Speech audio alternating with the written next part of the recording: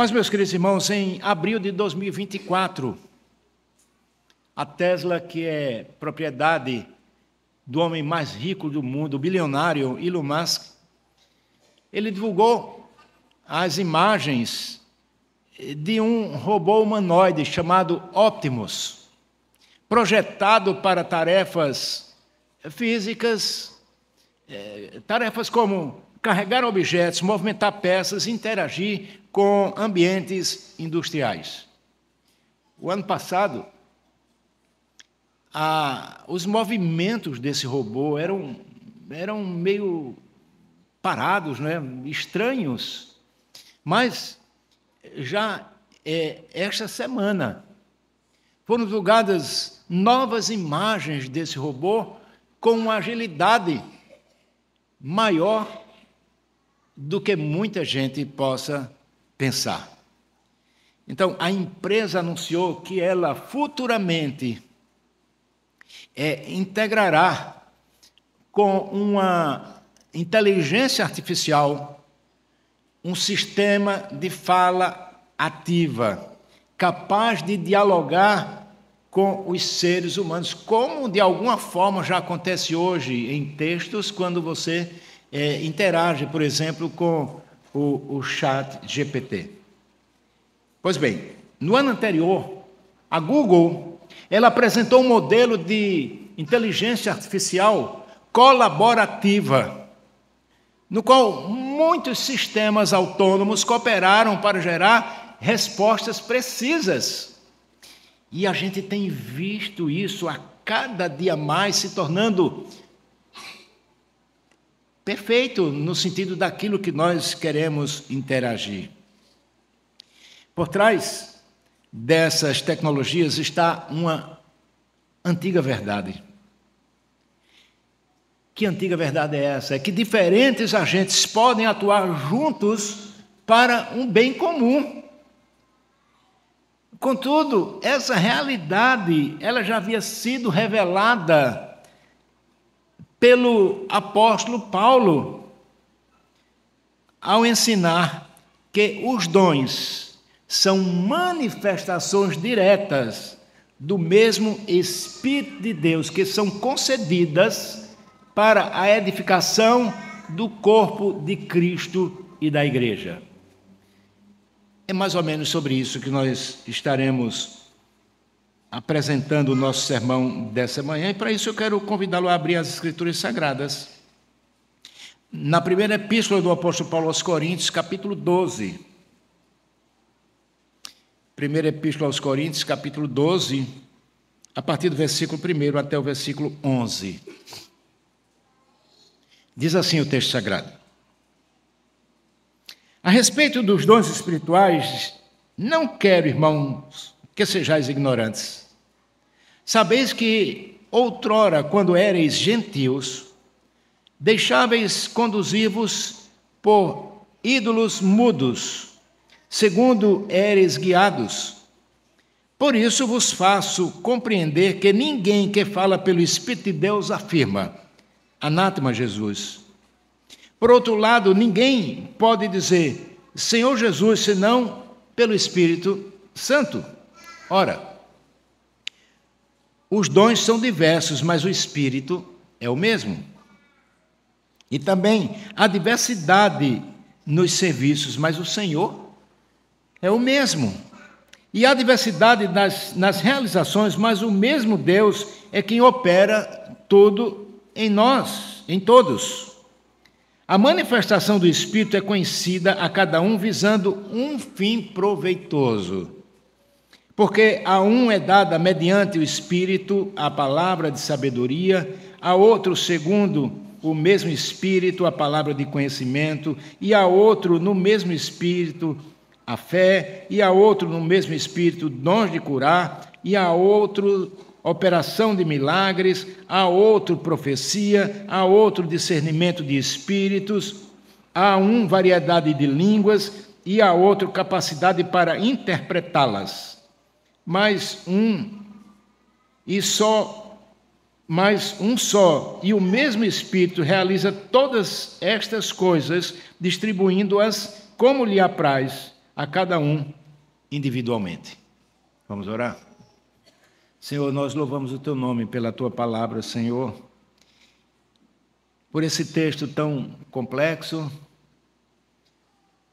que tem dividido muitos irmãos ao longo, principalmente, do início do século XX e que se estende até hoje, os nossos dias, em pleno século XXI. Nós queremos pedir, Senhor, que o mesmo Espírito que inspirou o apóstolo Paulo para escrever essa epístola seja o mesmo que ilumine as nossas mentes e os corações para entender, não somente para entender, para confrontar-nos, não somente para isso, mas também para consolar-nos. É o que pedimos em nome de Jesus. Amém. Meus queridos irmãos, nós estamos nessa manhã diante de um texto muito controverso. Paulo escreve essa epístola e trata de um assunto que estava acontecendo no meio da igreja de Corinto. E é muito interessante nós pensarmos de que, quando a gente prega expositivamente e sequencialmente, nós não podemos evitar os textos mais difíceis de interpretação. E por isso nós temos que abordá-lo, mesmo sendo um texto tão difícil.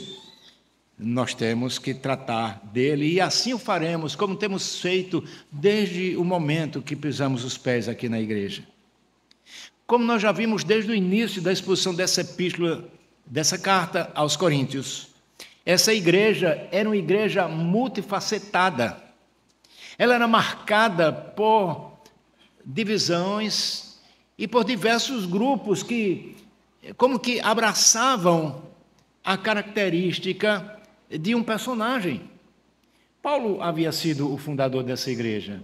Portanto, existia ali um grupo que era fiel a Paulo. Mas existia um outro grupo que discordava de Paulo. E Paulo vai dizer isso na segunda epístola, talvez porque ele não tivesse tanta eloquência como Apolo, que tinha também um grupo naquela igreja, porque ele falava muito bem e ele convencia as pessoas com uma retórica fantástica. Mas havia ainda o outro grupo que se dizia de Cefas, de Pedro. E por último, existiam aqueles que diziam: nós somos de Cristo. Como se estivessem dizendo: nós somos melhores do que vocês. Desses outros três grupos eram os espirituais. Olho neles, porque são eles que vão causar esse problema aqui, que Paulo vai tratar a partir de agora, nesse capítulo 12. Apesar de ser uma comunidade cristã vibrante, que havia todos os dons distribuídos pelo Espírito Santo àquela igreja, havia grupos imaturos que usavam os dons concedidos pelo Espírito Santo de Deus de forma desordenada, em nome de que estavam falando como se fosse o próprio Espírito Santo. Eles estavam trazendo confusão no meio da igreja.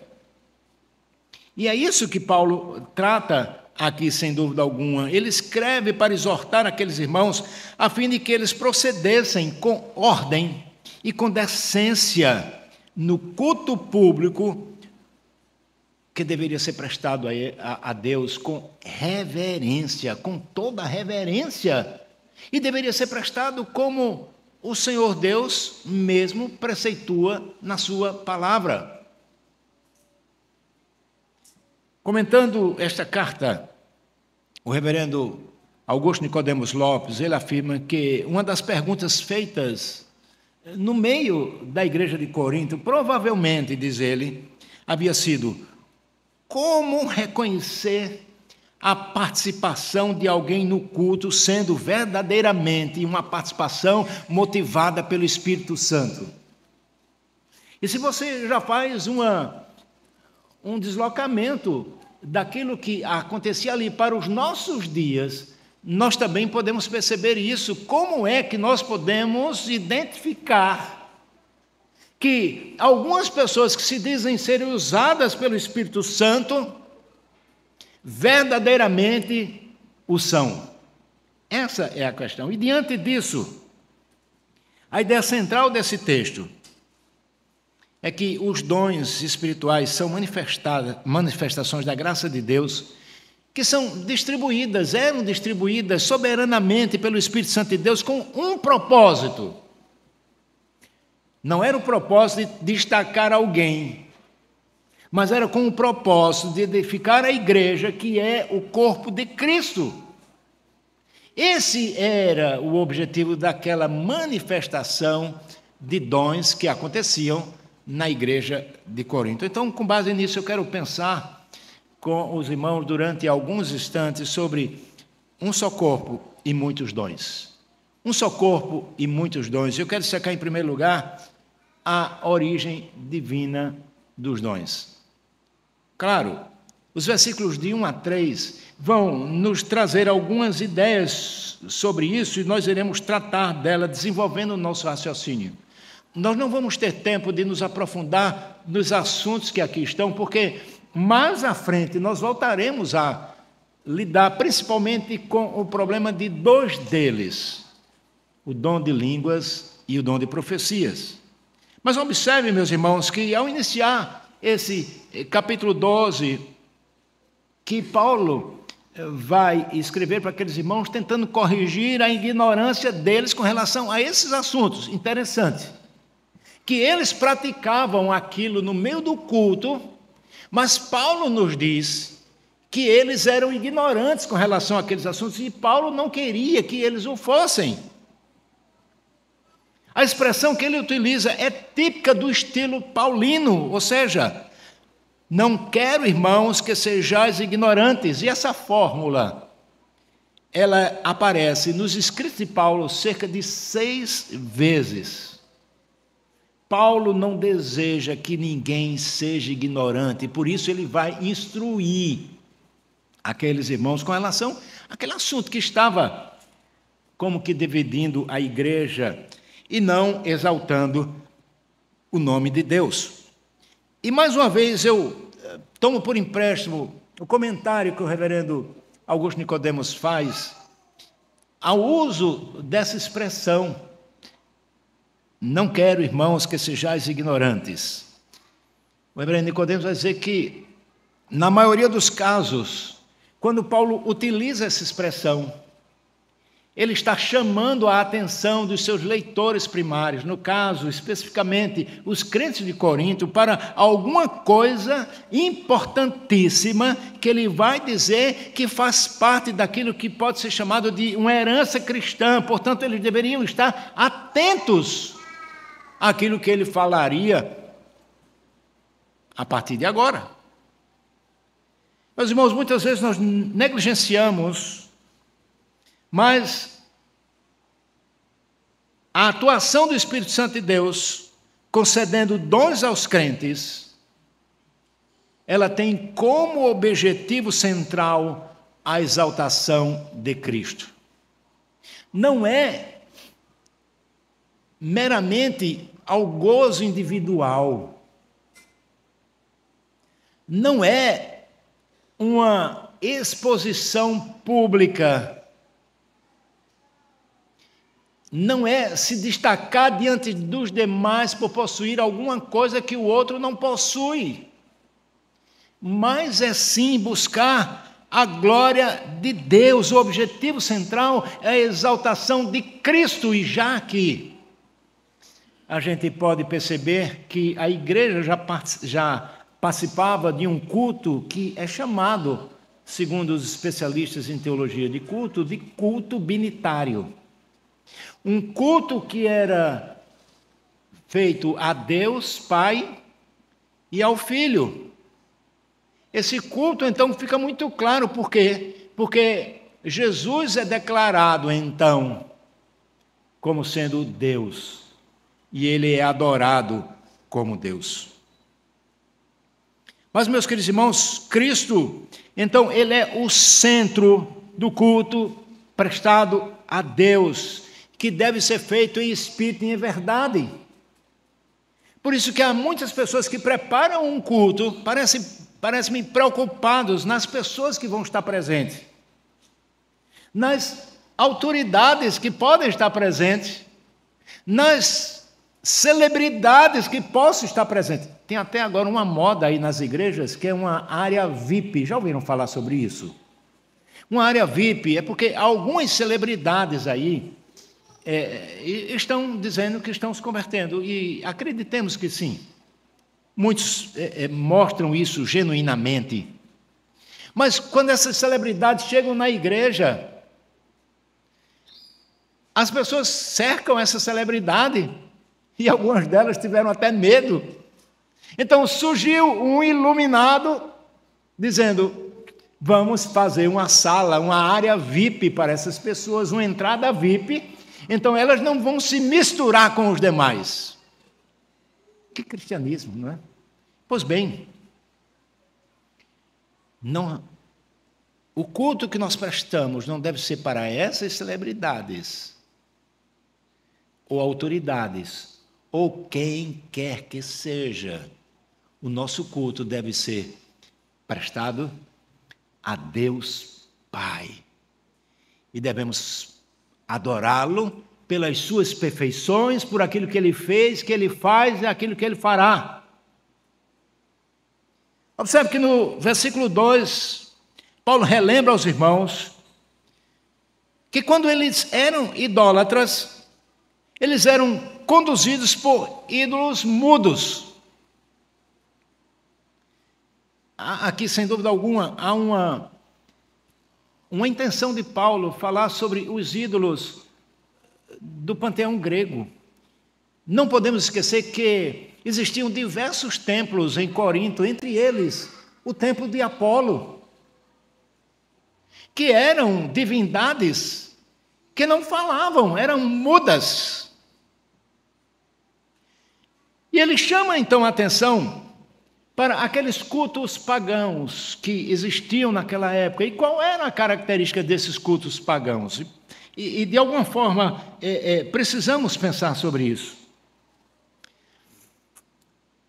Assim como ocorre em algumas práticas atuais, em algumas comunidades que se dizem cristãs, nos cultos pagãos existiam embriaguez, existia possessões demoníacas, transes, quedas, línguas estranhas e até falsos profetas no culto pagão. Isso era comum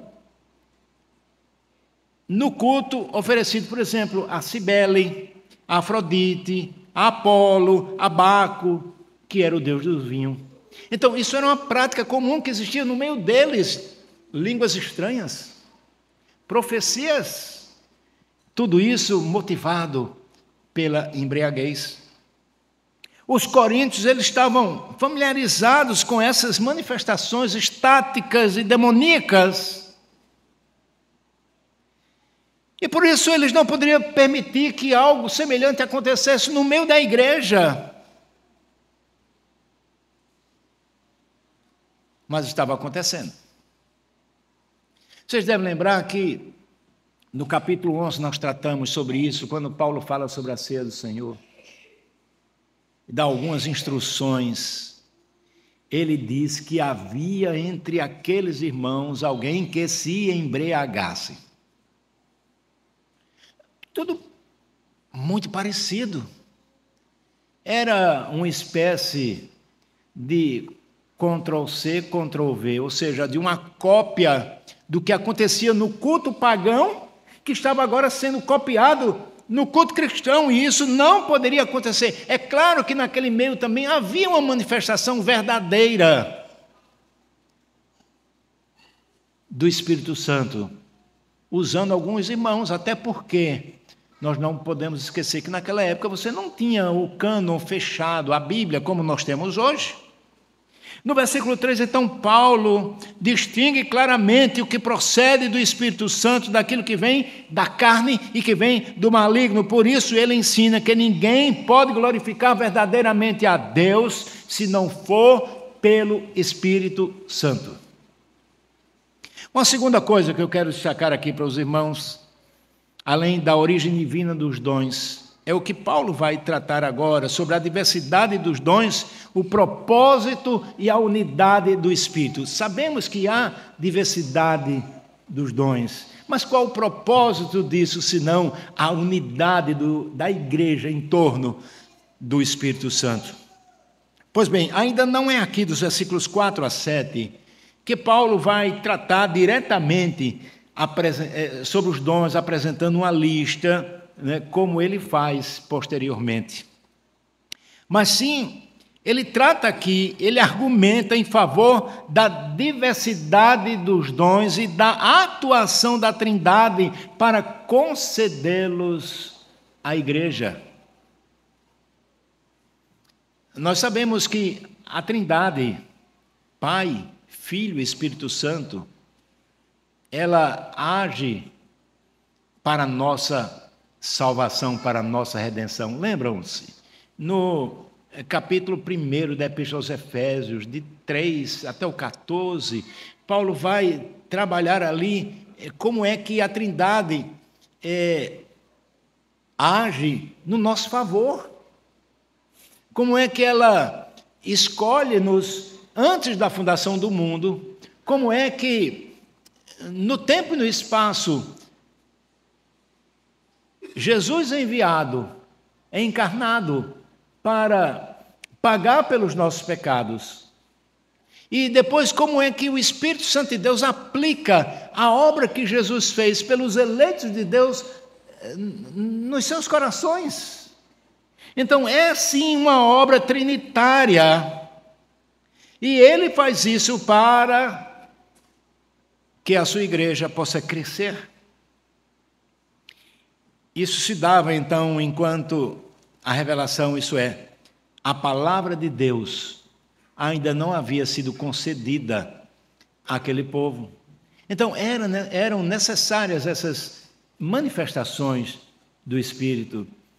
Paulo trata um pouquinho disso, se você virar a página, no capítulo 13, no versículo 11, o apóstolo Paulo diz assim, versículo 10, quando ele diz, quando, porém, vier o que é perfeito, então o que é em parte será aniquilado. A ideia aqui é que o perfeito, ou seja, o cânon completo, como nós temos hoje, ainda não havia sido dada à igreja. Aquelas manifestações eram precisos, viu? E Paulo, então, emprega aqui 3 paralelismos importantes para basear essa sua argumentação. No primeiro paralelismo, ele destaca as diversidades dos dons na igreja. Ou seja, não existe um dom que todo mundo o tenha, mas há uma diversidade. E essa variedade de dons que acontecia na igreja era concedido pelo Espírito Santo de Deus. E que o Espírito Santo de Deus, ao distribuir esses dons com as pessoas, ele apontava para a glória do Filho, para a glória do Pai. O Dr. Sinclair Ferguson, ele escreve um livro, O Espírito Santo, um livro fantástico, publicado pela editora Os Puritanos, hoje Cleary, no qual ele chama essa ação do Espírito Santo, o ministério desenvolvido pelo Espírito Santo, de o holofote de Deus. Observe que o holofote, ele não chama a atenção para si mesmo. Ou você olha numa luz forte, quando você está dirigindo, com um carro no sentido contrário, que bota luz alta, você olha para aquela luz alta, você vai perder a direção. Mas o holofote, ele aponta para alguma coisa importante. E é isso que o Espírito Santo faz, apontando para a divindade de Cristo, para que o Pai e o Filho sejam glorificados no culto. E para isso ele então concede dons, manifestações do Espírito, para que a sua igreja permaneça unida. O segundo paralelismo, ele mostra que esses dons devem ser usados nos serviços que a igreja executa para o Senhor. Ou seja, não é para o homem, mas é para glorificar o Senhor, uma clara referência a Jesus, que é o Senhor da igreja, comprada com o seu precioso sangue. A palavra aqui, Senhor, é a palavra Kyrios, que se refere então a Jesus. E no Novo Testamento, várias vezes, nós vamos encontrar essa referência ao Senhor Jesus, ou seja, a Jesus que é Deus. E o terceiro paralelismo que ele usa aqui aponta para as múltiplas operações de Deus Pai no meio do seu Filho, por meio do seu Filho, né, no meio do seu povo, enfatizando a existência de um único Deus. Corinto era uma civilização, uma cidade politeísta. Mas Paulo aqui vai insistir exatamente nisso, enfatizando que existe um só Deus, embora subsistisse eternamente em três pessoas, o Pai, o Filho e o Espírito Santo. Em resumo, vemos nesses paralelismos, meus irmãos, que a Trindade age harmonicamente na igreja, para que ela própria, ou seja, a igreja, funcione como um só corpo, uma unidade. E Jesus já fez isso, né? Já havia falado isso, nós falamos há poucos dias aqui sobre a oração sacerdotal, no qual Jesus já utiliza, não é, para falar sobre a unidade do Pai com o Filho, e que a igreja então deve refletir essa unidade, na qual todos os membros devem ter unidade em Deus. Meus irmãos, Cristo é o Senhor da igreja, e Ele é o dono de todos os ministérios que existem na igreja para a sua própria honra e glória. Todos esses ministérios estão debaixo da sua autoridade. Mas às vezes acontecem conosco mesmos, nós somos orgulhosos, nós somos vaidosos. E quando eu falo aqui, eu falo para todos nós, cada presbítero aqui presente também, que não está, aos diáconos, a todos nós que fazemos parte dessa igreja. Como nós somos vaidosos, nós verificamos isso nas nossas discussões. Pura vaidade. Então, diante de todos, nos portamos como querendo o bem, mas na verdade nós queremos a nossa palavra como sendo aquela que determinará o que vai ser feito. Para com isso, meu irmão, para de vaidade, para de orgulho, que nós não somos nada. Deus é quem é tudo. E tudo isso que Ele nos dá, a capacidade que Ele nos dá, e graças a Deus que Ele dá capacidade a muitos irmãos, muitos dons, graças a Ele. É preciso entender que o propósito desses dons deve ser utilizado não para autopromoção, mas exclusivamente para o bem coletivo da igreja. Jesus é, inclusive, esse modelo de servo por excelência, a quem todos nós devemos copiar, imitar. Uma liderança servidora, e não uma liderança esmagadora, mas uma liderança que serve, que quer a igreja crescer. A terceira coisa que eu destaco aqui, além da origem divina dos dons, da diversidade dos dons, da unidade do Espírito. Eu destaco também aqui, em terceiro lugar, a distribuição soberana desses dons.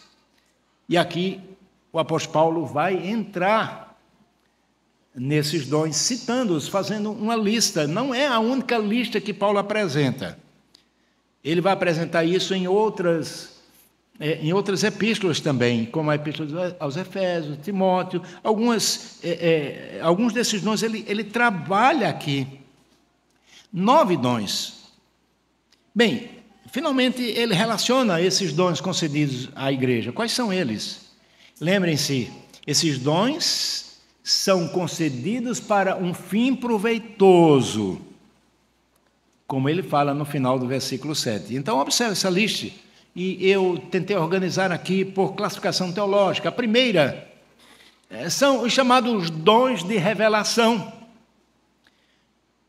E antes que você possa pensar, eles estão relacionados ao saber e o discernir. Não é ainda propriamente aquilo que você possa pensar de um dom revelacional, de alguém que se levanta e traz uma notícia, uma novidade qualquer. Não, não é isso. Interessante que esses dons de revelação, eles capacitam o crente a compreender e discernir realidades espirituais. E quais são esses dons? O primeiro dos dons aqui citados está na parte A do versículo 8. Palavra de sabedoria. Palavra de sabedoria. Aplicação prática da verdade divina. Como nós podemos ter sabedoria? Tiago fala isso, não é? Se você quer sabedoria, você pede a Deus, que a todos dá liberalmente. Então, palavra de sabedoria. Interessante que as pessoas não vivem à busca dessa palavra de sabedoria que você encontra a partir das Escrituras Sagradas. Você não vê as pessoas nem falando sobre isso nas igrejas por aí afora. E às vezes no nosso meio também. Mas ele ainda diz mais, palavra do conhecimento. A parte B do versículo 8 é um entendimento profundo das verdades espirituais. Muitos textos que Paulo escreve têm outra característica própria, quando ele fala não apenas de entendimento, mas o pleno conhecimento. O entendimento, a palavra grega, o vocábulo grego é gnosis, mas Paulo vai falar que quer algo mais profundo, ele quer o epignosis, o pleno conhecimento, não apenas o pequeno conhecimento, mas o pleno conhecimento, e que nós deveríamos buscar, ou seja, entender a palavra do Senhor, aquilo que Ele nos ensina com profundidade, saindo do raso que muitos estão acostumados a viver. Terceiro, discernimento de espírito, o versículo 10, a parte C, que é a capacidade de julgar se algo procede do Espírito de Deus ou de outro espírito. As pessoas não procuram isso, simplesmente abraçam. Precisamos então pedir a Deus discernimento de espíritos. O segundo bloco que eu desenvolvi, que eu separei aqui, são os blocos dos dons de expressão vocal, que são relacionados à fala inspirada. E é claro que também aí você tem a perspectiva revelacional. Esses dons habilitam o crente a falar sob inspiração espiritual, vivendo, é claro, visando a edificação da igreja. Entenda-se de que, naquela época que os profetas falavam, eles eram um tipo de profecia, os profetas do Novo Testamento, né? Esse dom de profecia era exatamente reinterpretando a escritura veterotestamentária e trazendo, então, exortação, edificação da igreja. Observe o primeiro dom que Paulo cita, então, aqui, o dom de profecia, que é, no caso, a proclamação da mensagem de Deus, a parte B do versículo 10. nós estamos acostumados nesse século a pensar no profeta como sendo aquele que vai nos trazer, vai vaticinar sobre o futuro, vai nos dizer sobre o futuro o que é que vai acontecer. Isso é adivinhação. E você não vai ver muitos exemplos disso, porque, em especial, a palavra profeta no Antigo Testamento é Nabi, ou seja, boca de Deus. É aquele que traz a mensagem de Deus para os corações. E agora nós vivemos exatamente isso, porque a profecia, conforme nós entendemos hoje, é a pregação da palavra de Deus, a mensagem de Deus para o coração dos homens. Mas ele fala, em segundo lugar, nesse bloco, de variedades de línguas, que ao falar em línguas não apreendidas naturalmente, a parte D do versículo 10. E aqui eu chamo a atenção dos irmãos para a grande confusão que se faz a partir dessa palavra língua, glossa. Essa palavra, ela pode significar ao menos 3 coisas. A primeira delas é aquilo que é conhecido como homoglacia, ou seja, aqui nós estamos falando todos em uma mesma língua. Eu falo e vocês me entendem na língua de vocês, que é a portuguesa. A não ser que tenha alguém aqui que não conheça o português. Então, isso se chama homoglacia. É aquela que nos faz entender um ao outro, a gente comunica, a gente informa e a pessoa, então, aprende. A segunda parte é aquilo que é chamado de heteroglacia. Heteroglacia é quando nós nos reunimos com algumas pessoas que são de outra língua. Então, são línguas diferentes que estão sendo faladas. E esse, então, particularmente eu defendo que foi o que aconteceu em Atos dos Apóstolos. O fenômeno acontecido ali foi uma heteroglacia. Ou seja, como havia pessoas de diversas nacionalidades ali, Pedro pregou. E aquele povo que falou ali, houve uma reversão, como se fosse uma reversão de Babel. E todos entenderam o que ele estava dizendo. Então, isso é heteroglacia. E, por último, há um outro termo, uma outra variante, que alguns querem dizer, que são exatamente os sons ininteligíveis. Não parece aqui, em momento algum, que Paulo está falando desse tipo de língua. Nem quando no capítulo 13 ele fala ainda que eu falasse a língua dos homens e dos anjos. Claro, Paulo está ali usando uma hipérbole, um exagero. Até porque todas as vezes que Deus se comunicou com o seu povo, ele o fez em uma língua que o povo entendeu.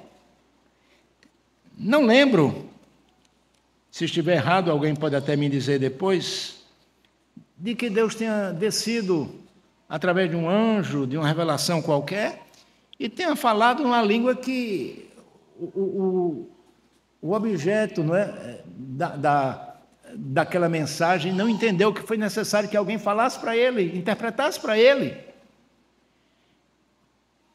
Pois bem, além dessa variedade de línguas, Paulo também fala na interpretação de línguas, ou seja, traduzir e tornar inteligível aquilo que foi dito em outras línguas. A parte é do versículo 10. Então, aqui fecha-se essa perspectiva desses dons relacionados à fala. A terceira categoria que eu dividi são os dons de poder, que são relacionados aos atos sobrenaturais que Deus executa na sua igreja. E antes que alguém possa pensar alguma coisa, eu quero dizer, nós não somos deístas. O que é o deísmo? O deísmo é uma corrente teológica que nasceu na época do iluminismo e que defende que, sim, Deus criou todas as coisas. Ele é todo-poderoso, porém, ele não intervém na sua criação. Porque a intervenção de Deus na criação mudaria as leis da criação.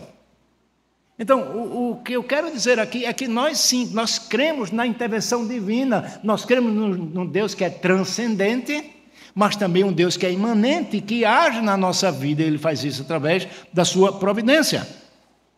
Então, esses dons, eles envolvem manifestações extraordinárias do poder de Deus. E o primeiro deles, que está na parte A do versículo 9, é a fé.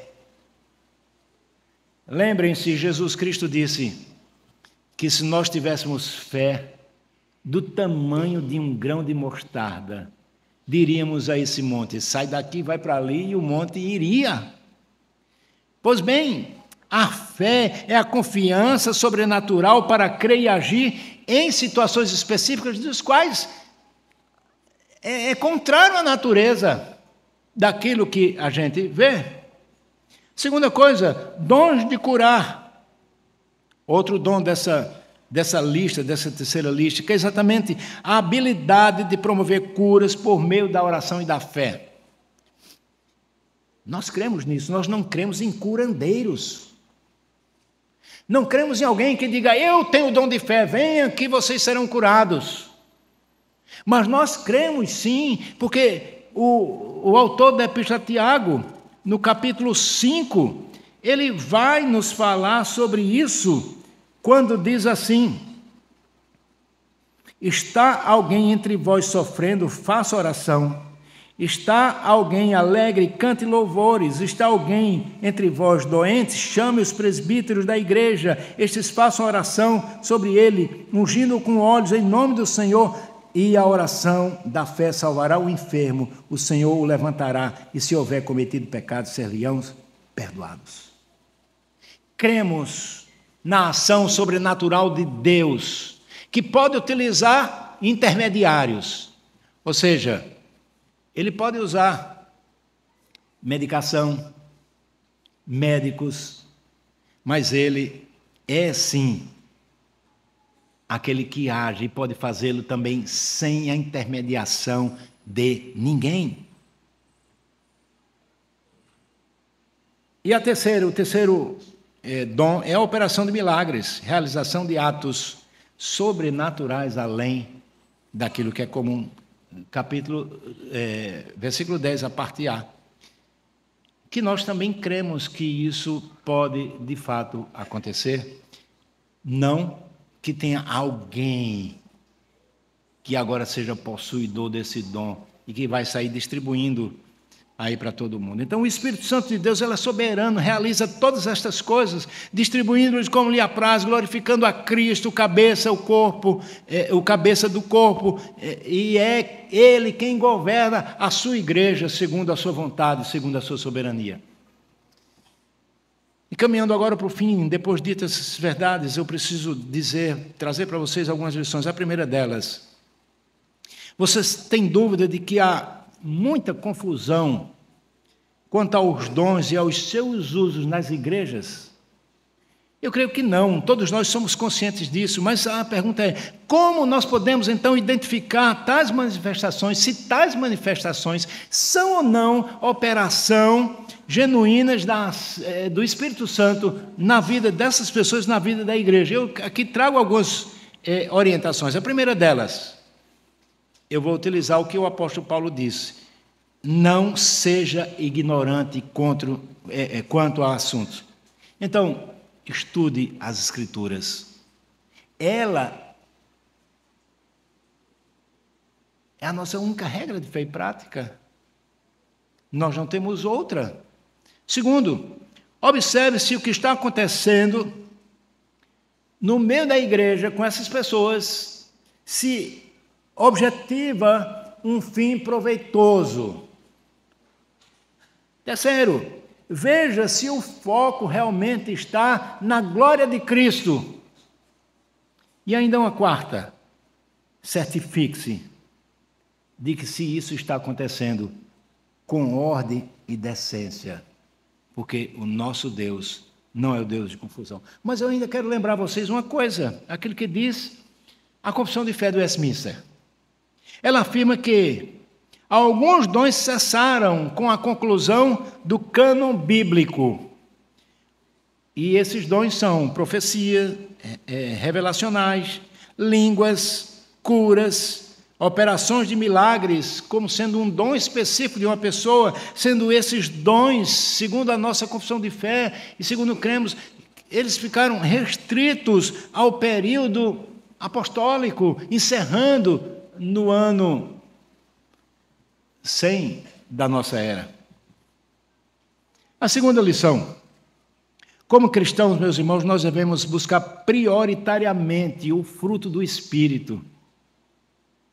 E muitas vezes as pessoas não buscam esse fruto do Espírito, preferem buscar os dons do Espírito, os dons sobrenaturais, para ser visto, mas você é convidado a praticar o fruto do Espírito, conforme Gálatas capítulo 5, de 22 e 23.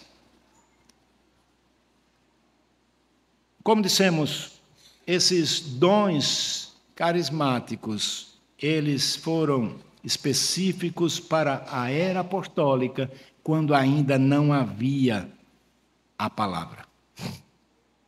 É comum entre os que afirmam possuir tais dons encontrar atitudes de vaidade neles. E não era diferente com Paulo. E Paulo vai até dizer: olha, vocês estão orgulhosos por quê? Porque eu falo mais línguas do que vocês. Ou seja, Paulo era um poliglota. Mas ele não usava isso para se enaltecer, mas alguns estavam fazendo isso. Isso era contra o propósito divino dos dons, que é exatamente exaltar a Deus e edificar a igreja. Devemos, então, como igreja, valorizar a diversidade ministerial concedida pelo Espírito Santo para um fim proveitoso. Não ache que você é a única bolacha do pacote, porque não é. Nem bolacha você é, né? Mas às vezes nós pensamos assim. Mas nós precisamos entender que Deus utiliza as pessoas com os dons que Ele mesmo concedeu para a sua glória. Precisamos cultivar, então, meus irmãos, no nosso meio uma cultura de mutualidade, em que todos os crentes sirvam uns aos outros, de modo que a igreja seja fortalecida, unida, e através disso o nome de Deus seja glorificado. E a terceira e última coisa: precisamos evitar em nosso meio qualquer sentimento de inveja e frustração por achar que alguém tem um dom e que você não tem, mas você queria aquele dom específico e você vai ficar com raivinha de Deus, ou com raivinha da igreja, ou com inveja de quem quer que seja. Para com isso, meu irmão. Maturidade espiritual. Eu quero lembrar a vocês aqui a parábola dos talentos proferida por Jesus, está registrada em Mateus 25, de 14 a 30. Deus concede dons. Através do seu Espírito, as pessoas distribuem dons e talentos conforme a sua vontade, para que esses dons e talentos sejam utilizados com fidelidade. E o foco exclusivo é a glória de Deus. E se isso acontecer, a igreja será beneficiada. E se o Senhor já te deu dons e talentos, pare de desejar outros. Porque a ambição, ela é também carnal. Eu lembro a vocês o fato que aconteceu em Atos dos Apóstolos, quando Simão, o mágico, tendo ouvido a palavra, se colocou no meio dos cristãos, e quando ele viu então os apóstolos falando em línguas e profetizando, ele quis comprar. Então tem muitos de nós que agem dessa forma, querendo comprar o Espírito, e isso é carnalidade, isso é reprovado pelo Senhor. Vivamos contentes, meus irmãos, com os dons que o Senhor nos concedeu, e com submissão sirvamos ao Senhor nas tarefas ministeriais que Ele concedeu à sua igreja. Eu concluo aqui Já chamando os irmãos da música para nós cantarmos. Meus irmãos, a igreja, ela é um corpo vivo. Ela não é um palco de espetáculos para vaidades humanas. Infelizmente, isso acontece. Repito, a igreja não é um palco para mostrar a vaidade dos homens. A igreja é um organismo vivo, que vive para glorificar a Deus. Então, vivamos nessa perspectiva. Que o Senhor nos abençoe.